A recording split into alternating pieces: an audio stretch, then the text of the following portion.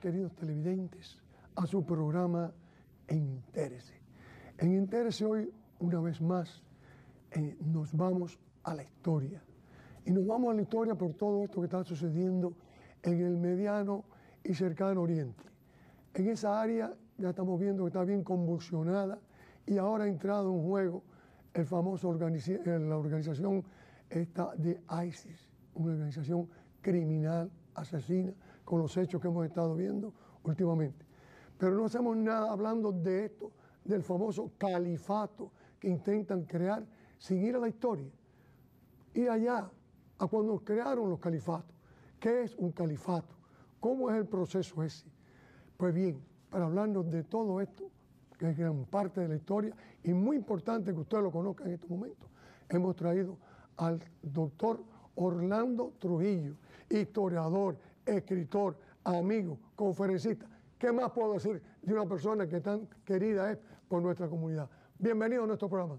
Gracias por invitarme. Yo creo que el problema principal aquí, ¿qué cosa es el califato? El origen del califato y su relación con Mahoma. Mira, Mahoma, como todos sabemos, es el fundador del Islam, de la religión musulmana. Y Mahoma, el título que recibió en vida fue el título de comandante de los fieles. Pero Mahoma tuvo un pequeño problema en toda la organización que él creó, porque el gran mérito de Mahoma fue haber podido aglutinar a todos esos pueblos de la península arábiga, haberlos aglutinado con un propósito, que fue la religión que él creó. Pero se le olvidó algo y fue dejar un heredero. Y al no dejar un heredero, a la muerte de Mahoma, pues hubo sus dificultades de quién iba a ser el sucesor de Mahoma, que era, en definitiva, escogieron a su suegro, uno de sus suegros, Abu Bakr, y no escogieron a que muchos musulmanes querían que escogiera, que era Ali, que era el yerno de Mahoma, casado con Fátima, la hija de Mahoma. Ahora, ¿qué cosa es un califa? Un califa, precisamente la palabra significa sucesor de Mahoma. Es el sucesor de Mahoma. Entonces, los califas tenían, porque actualmente no hay ningún califa, los califas tenían dos misiones. Una era la misión religiosa, no podía alterar el dogma, como es lógico, pero era la cabeza del Islam, desde el punto de vista religioso, y a su vez era el gobernante.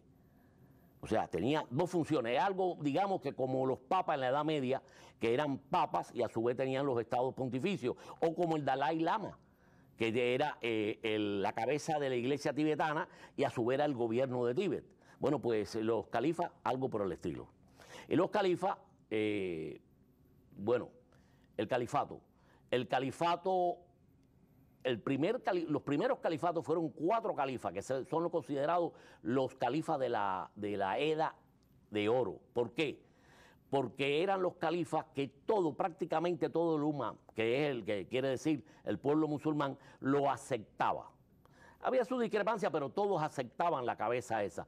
Y fueron 4. El primero fue Abu Bakr y el último fue Ali, precisamente. Y con Ali termina en una guerra civil. Y la muerte de Ali. Entonces, posteriormente a eso, pues ya vienen otros califatos.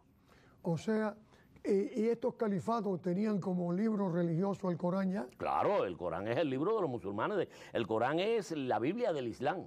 ¿Y fue escrito totalmente por Mahoma? Bueno, supuestamente el Corán lo dictó el arcángel Gabriel a Mahoma. ¿Quiere decir esto que dentro de todo esto hay algo de cristianismo en el Corán? Oh, muchísimo de cristianismo y de judaísmo. Mira, Mahoma quedó huérfano y su tío lo tuvo, como era la tradición en el mundo árabe, lo recogió prácticamente, digamos.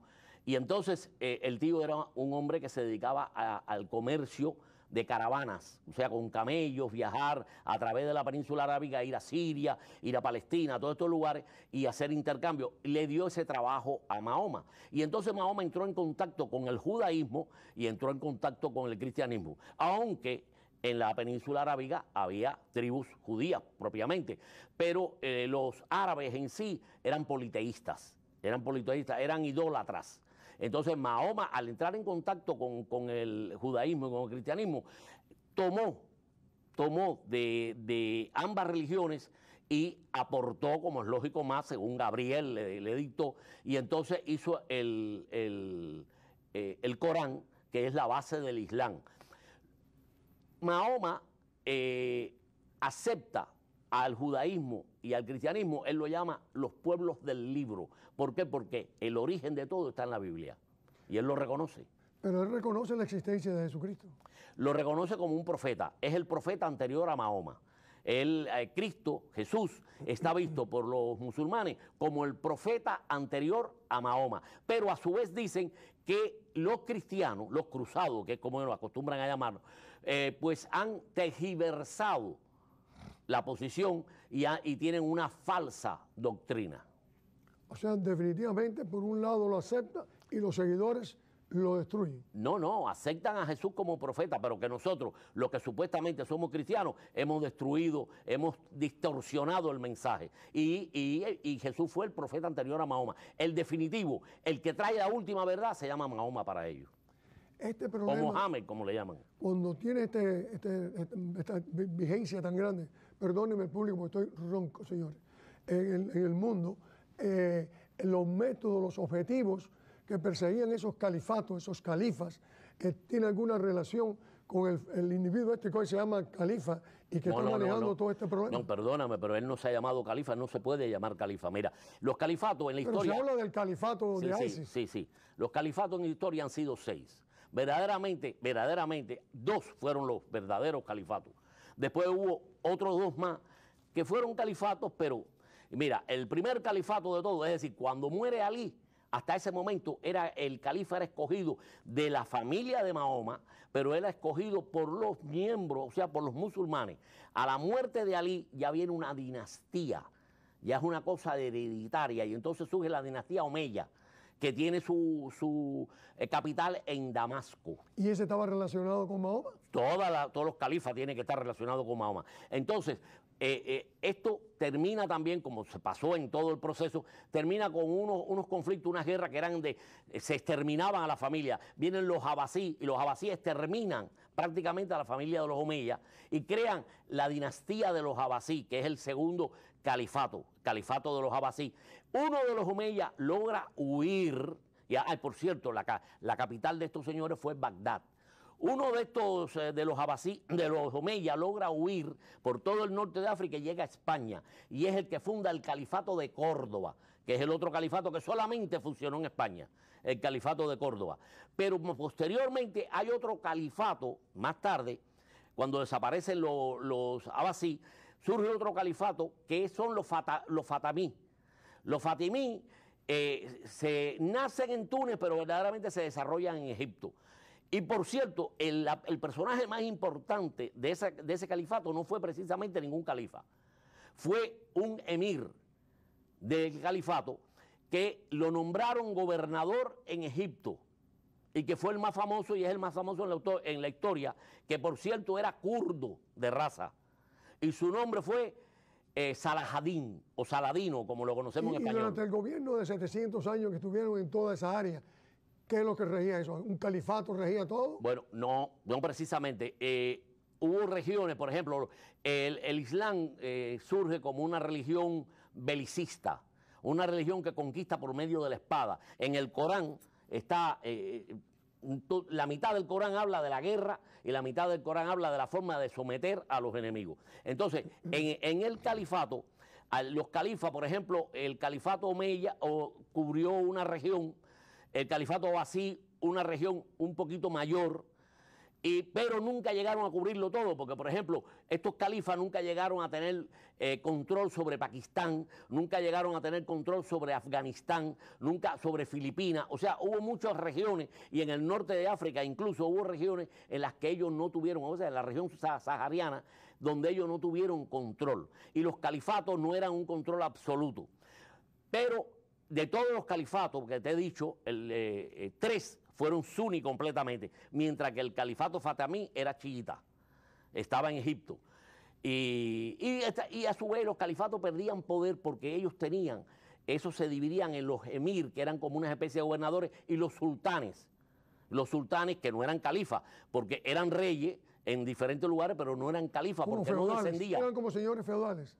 No, eran reyes, pero el problema es el siguiente, que para tú ser califa, tú tienes que venir de la tribu de Quraysh en Arabia, tiene que ser árabe, venir de la tribu de Quraysh en Meca, es la tribu de Mahoma, el califa es descendiente de Mahoma.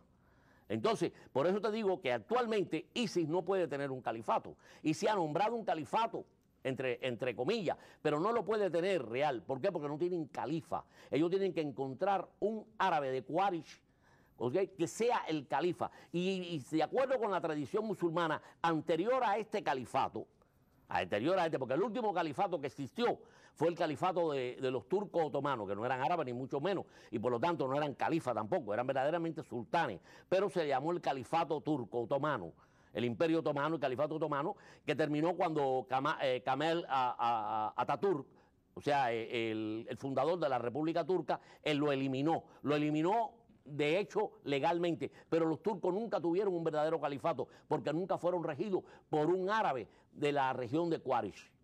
Okay. Entonces, antes de llegar el califa, según la tradición, tiene que venir el Mahdi. ¿Qué cosa es el Mahdi? El Mahdi es el Mesías.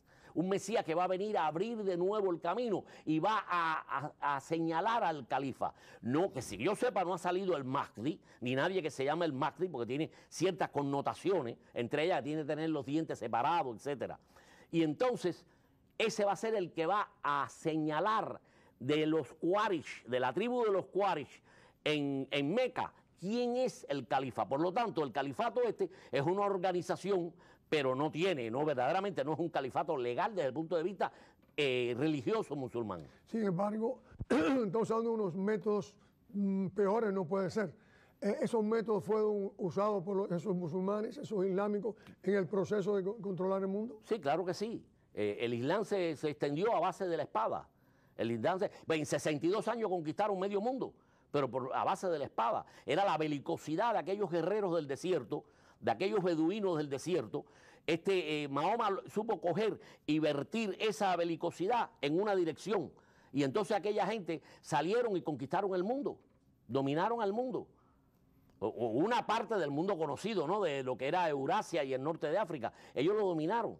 Entonces lo dominaron a base de la espada y lo dominaron con medidas drásticas. Unos califatos fueron más drásticos que otros, sobre todo cuando ya el califato estaba establecido, ya no usaban tanto la decapitación y la ejecución de los infieles, sino lo que se hacía era que se le ponía un impuesto a los infieles, porque los musulmanes no pagaban impuestos.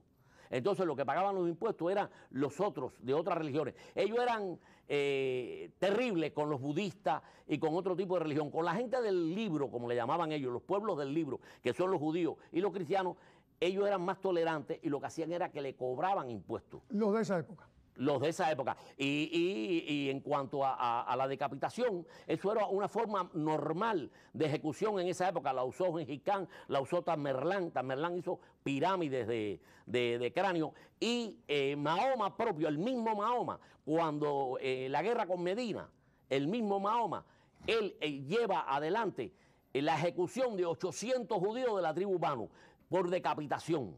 O sea que la decapitación es algo, era normal antes de Mahoma, pero Mahoma la utilizó y los musulmanes la utilizaron siempre. Bueno, pero lo habrá utilizado, pero recientemente en la televisión yo vi un invitado que dijo que en el Corán Mahoma no nombra eso. Bueno, en el Corán, en la Sura 8, en el Corán está que dice, a los enemigos de Alá, golpearle hasta destruirle el cuello.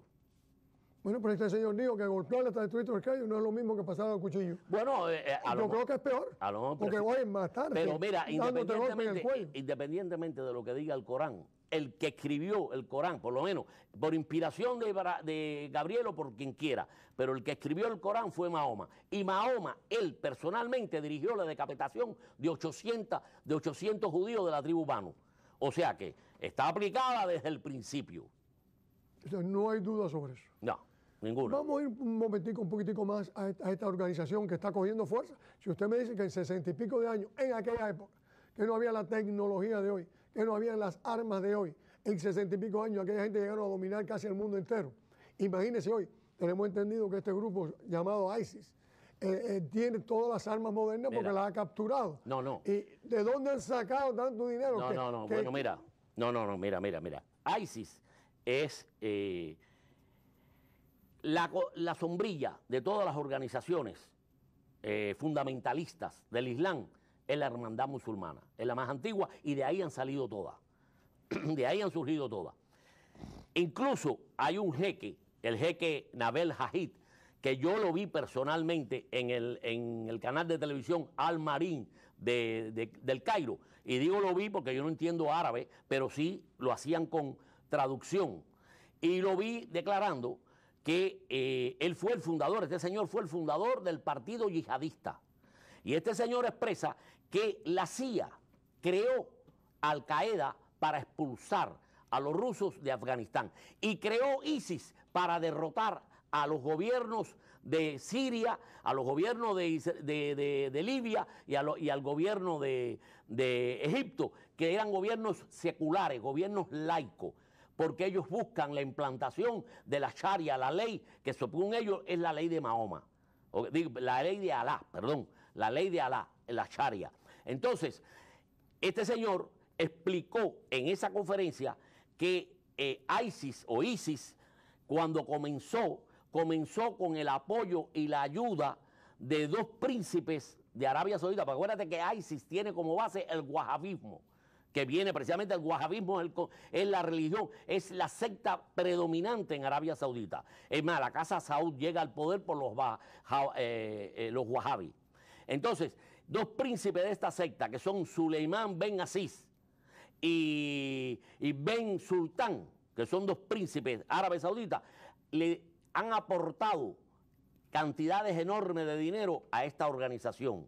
Lo han ayudado. Independientemente, dice que hace 2 años en Estambul, el Emirato de Qatar, entregó $1 billón a la organización Hermanos de la Hermandad Musulmana. Es con lo que ISIS comienza. Y comienza con la ayuda que Estados Unidos le empieza a brindar a los enemigos de Bashar al-Assad, que es la dictadura del partido Ba'ath, un partido secular de Siria, que lo quería eliminar el gobierno, la administración de Obama, y entonces empieza a entrenar a muchos de estos individuos en Jordania, lo entrena infantes de marina, lo entrenan en Jordania, y los arman. Ahora, ¿qué sucede? Que ISIS tiene todo ese recurso económico, ya no necesita que nadie lo ayude. ¿Por qué? Porque ISIS en este momento cuenta con varios pozos de petróleo, con 2 refinerías de petróleo, y encima de eso ha asaltado bancos en la región, el de Mosul, donde encontraron miles de millones de dólares. Acuérdate que esa es la región que recibe los petrodólares. Y entonces ahí está riquísimo. Que se sepa, hasta este momento cuentan con 2 helicópteros Bajov. Tienen un montón de tanques de último modelo, tanto rusos como americanos. Tienen armamento de todo tipo, artillería de todo tipo. Y lo que es fundamental, ISIS no es ninguna de las organizaciones fundamentalistas que hemos visto hasta ahora, ni los Hamas, ni Al-Qaeda. No, Al-Qaeda. Mucha de la gente de Al-Qaeda se ha ido a ISIS. El problema es que ISIS en este momento está formado por una estructura militar organizada, profesional. No son aficionados, no son individuos que han llegado allí, son profesionales los que lo están dirigiendo. Y muchos de sus hombres son profesionales. Ellos atacan y desarrollan operaciones que son operaciones profesionales militares. Actúan en el campo de batalla como ejércitos profesionales. Lo están haciendo, por eso están derrotando a todo lo que encuentran. Y ISIS tiene también a su favor que muchos de alrededor de Europa y de América y del resto del mundo están yendo a integrarlo. ¿Por qué? Porque ven en ISIS el resurgimiento de lo que ellos consideran que fue aquel imperio musulmán que se perdió ya desde las cruzadas, porque cuando llegaron los turcos ya, pero desde las cruzadas verdaderamente aquel imperio se desintegró, como pudiéramos decir. Entonces van a ISIS porque en ISIS ellos ven el magneto, el imán que los atrae para hacer del Islam el control, la religión del mundo, un nuevo orden mundial pero musulmán. Yo lo que no entiendo es que habiendo, como dice usted, tantas personas inteligentes en el movimiento ISIS manejándolo, no se dan cuenta que por mucha tecnología que ellos tengan, la tecnología que hay en el mundo occidental, especialmente en Estados Unidos, es muy superior y que en un momento determinado pueden acabar, se supone, entre comillas, que pueden acabar con ellos. Mira, te voy a dar 2 respuestas. La respuesta número 1 es que, por ejemplo, el país que hasta ahora hasta ahora ha sido y es, se dice, el más poderoso, que ya estamos medio en duda. Los Estados Unidos, su presidente, acaba de decir que no quiere destruir ISIS, que lo quiere llevarlo a que sea manejable. No sé cómo se puede entender eso. Pero por otro lado, vamos a irnos ahora al otro lado. Europa está totalmente invadida de musulmanes. Mira, en Francia, 1 de cada 5 franceses es musulmán. En la ciudad de Bruselas, el año pasado, el 52% de los niños que nacieron en Bélgica, en la ciudad de Bruselas, eran o son musulmanes. En la ciudad de Ámsterdam, la mayoría de la población en la ciudad holandesa de Ámsterdam son musulmanes. Así puedo hablarte de toda Europa. Europa está totalmente invadida. Ha sido una invasión silente y una invasión pacífica de toda Europa. Lo tienes adentro. En Estados Unidos está ocurriendo poco a poco lo mismo. ¿Has visto tú militares que han matado dentro de bases americanas a soldados americanos que iban, por ejemplo, para Afganistán? O sea, están aquí, están en todas partes. ISIS cuenta con todo eso. Es más, un dirigente belga, musulmán belga, le dijeron, bueno, ¿y ustedes cómo piensan? Y dice, bueno, si ya nosotros estamos en todos lados y cada vez vamos a hacer más, porque ellos se reproducen mucho, cada vez vamos a hacer más y vamos a conquistar. Europa va a caer en nuestras manos sin que tengamos que atacarla. O sea, ISIS cuenta con todo eso. Óigame, doctor Trujillo, después de uno escucharlo usted, se preocupa mucho más todavía porque realmente... Debiera. No, es que... Debiéramos. Mira, la única... no es la primera vez... Está cerrado el mundo. Mire, no es la primera Si la otra vez ganaron en 60 años, ahora lo tenemos arriba en menos de 60 años. Mira, no es la primera vez que los musulmanes trataron de apoderarse de Europa, concretamente. Y lo paró las cruzadas, porque las cruzadas fueron la reacción a la invasión musulmana, a la expansión musulmana. Eso fueron las cruzadas. Pero Europa hoy en día carece de lo que tenían los cruzados.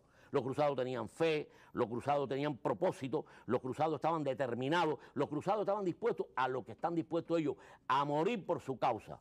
A mí me dijo, precisamente ayer una persona, me dijo, bueno, lo que usted me dice, la tecnología, le digo, mire, cuando usted suicida, usted puede lograr lo que usted quiera. Y le puse como ejemplo los kamikazes japoneses en la Segunda Guerra Mundial, que un avión hecho con madera de balsa hundía un portaaviones. Cuando usted tiene la decisión de morir en su propósito, usted puede lograr lo que usted quiera. Entonces los cruzados tenían ese mismo propósito. Se enfrentaron y lograron derrotar, detener primero, porque en España cuando se pasaron a Francia, Carlos Martel lo derrotó en la batalla de Poitiers y ahí se paró la invasión. Y después los turcos cuando empezaron también a tratar de apoderarse, Carlos V los derrotó en la batalla de Lepanto y los detuvo de nuevo. Europa en este momento no creo que tiene la columna vertebral, no tiene la decisión de poder enfrentar esto, porque en Europa carece desde la fe hasta la decisión. Bueno, Europa solamente...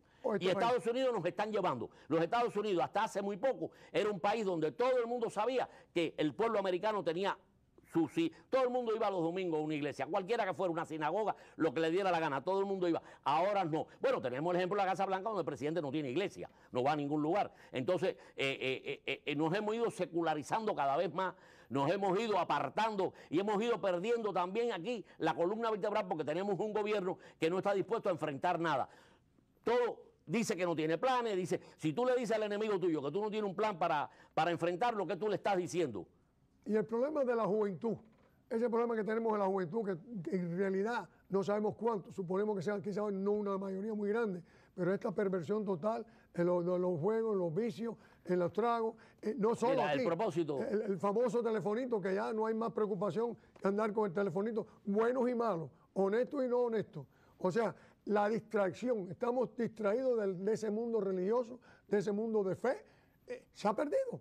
Y frente a todo esto que usted ha dicho. Y de ese mundo, del civilismo. ¿Qué se puede hacer? Porque ya usted ha puesto esto, ¿qué se puede hacer? Bueno, pues lo que podemos hacer es tratar de recuperar el civilismo en nuestra sociedad, en que el individuo se vuelva a sentir orgulloso de lo que es, de su país, porque aquí nos han creado, sobre todo Estados Unidos, le han creado un complejo de culpa. Todo eso tiene un propósito, destruir la civilización occidental o la civilización judeocristiana, si le quiere llamar. Es un propósito destruirlo, para hacer del mundo, todo el mundo al mismo nivel Todo el mundo, vaya, que seamos como Bangladesh, como Pakistán o como Filipinas, todo el mundo igual. Entonces, es la destrucción de lo que ha sido hasta ahora, durante cerca de 700 años, el poder en el mundo, que es la civilización occidental, Europa y posteriormente Estados Unidos. Eso es lo que está ocurriendo, es destruirnos. Y lo único que podemos hacer es reaccionar contra eso, llegando a sentirnos orgullosos de lo que somos, llegarnos a convencernos de que existe algo que se llama patriotismo, que es una mala palabra para estos nuevos elementos, y toda esa serie de cosas, para entonces levantar